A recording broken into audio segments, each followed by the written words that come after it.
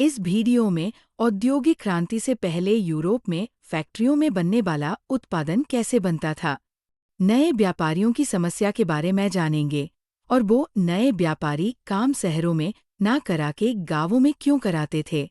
औद्योगिकरण का शब्द सुनते ही हमारे दिमाग में बड़े बड़े फैक्ट्री, उससे बनने वाला उत्पादन और उन डॉट फैक्ट्रियों में काम करने वाले मजदूर आते हैं, पर ये पूरी तरह से ठीक नहीं है। दरअसल इंग्लैंड और यूरोप में फैक्ट्रियों की स्थापना से भी पहले ही अंतर्राष्ट्रीय बाजार के लिए बड़े पैमाने पर औद्योगिक उत्पादन होने लगा था। ये उत्पादन फैक्ट्रियों में नहीं होता था, इसलिए इस समय को इतिहासकार आदि औद्योगीकरण, प्रोटो इंडस्ट्रियलाइजेशन का नाम देते हैं। 17वीं और 18वीं शताब्दी में उपनिवेशों की स्थापना के कारण चीजों की मांग बढ़ने लगी थी। इस मांग को पूरा करने के लिए केवल शहरों में रहते हुए उत्पादन नहीं बढ़ाया जा सकता था। इसलिए यूरोपीय शहरों के सौदागर गांवों की तरफ रुख करने लगे थे। वे किसानों और कारीगरों को पैसा देते थे और उनसे अंतर्राष्ट्रीय बाजार के लिए उत्पादन करवाते थे। क्योंकि शहरों में शहरी दस्तकारी और व्यापारिक गिल्ड्स काफी ताकतवर थे। ये गिल्ड्स उत्पादकों के संगठन होते थे। गिल्ड से जुड़े उत्पादक कारीगरों को प्रशिक्षण देते थे, उत्पादकों पर नियंत्रण रखते थे, प्रतिस्पर्धा और मूल्य तय करते थे तथा व्यवसाय में नए लोगों को आने से रोकते थे।